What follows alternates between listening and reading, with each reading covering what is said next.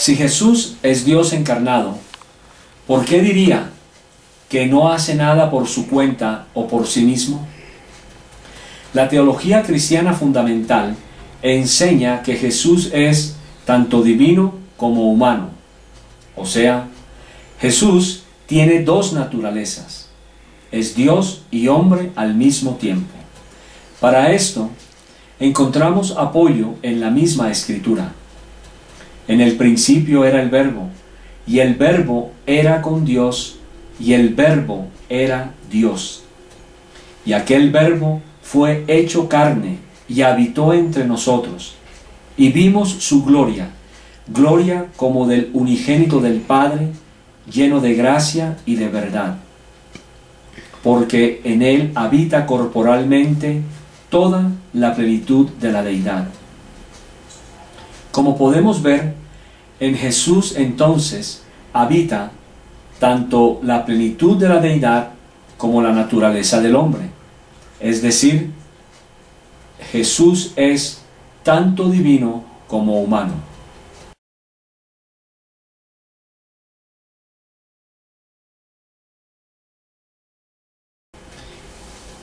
Haya pues en vosotros este sentir que hubo también en Cristo Jesús, el cual, siendo en forma de Dios, no estimó el ser igual a Dios como cosa a que aferrarse, sino que se despojó a sí mismo, tomando forma de siervo, hecho semejante a los hombres, y estando en la condición de hombre, se humilló a sí mismo, haciéndose obediente hasta la muerte y muerte de cruz.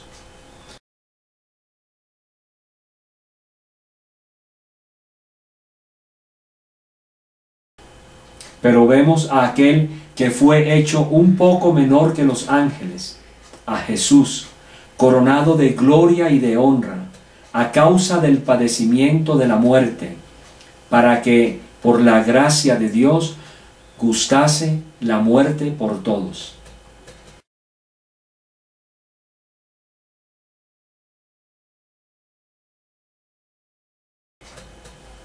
Pero cuando vino el cumplimiento del tiempo, Dios envió a su Hijo, nacido de mujer y nacido bajo la ley.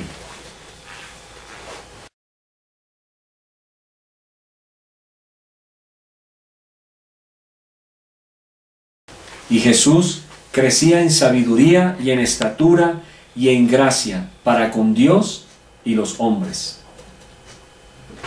Basados en los anteriores pasajes, podemos llegar a conclusiones. Jesús estaba sujeto al Padre. No puedo yo hacer nada por mí mismo. Según oigo, así juzgo. Y mi juicio es justo, porque no busco mi voluntad, sino la voluntad del que me envió, la del Padre. Jesús no vino a hacer su voluntad, diciendo: Padre, si quieres, pasa de mí esta copa, pero no se haga mi voluntad, sino la tuya.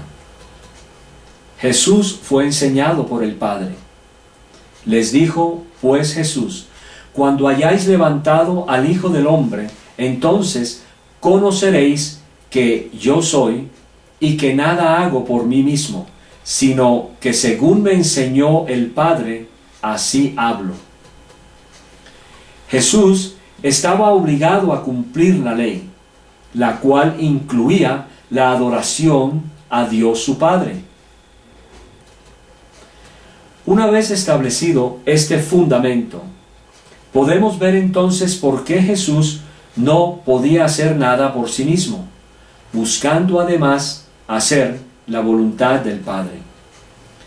Esto no significa que Jesús no tuviera voluntad propia o deseo de no hacer las cosas.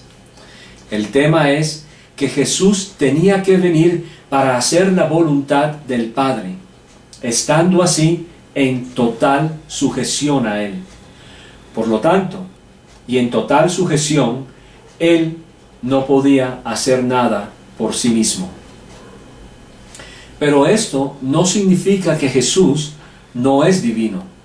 Significa que Jesús, al tener dos naturalezas, y una de ellas era la humana, se sujetaba voluntariamente a la ley, operando así bajo las necesidades de un hombre. Un hombre correcto y piadoso no haría nada por propia iniciativa, sino que haría cualquier cosa y solo aquello que Dios le dijera que tenía que hacer.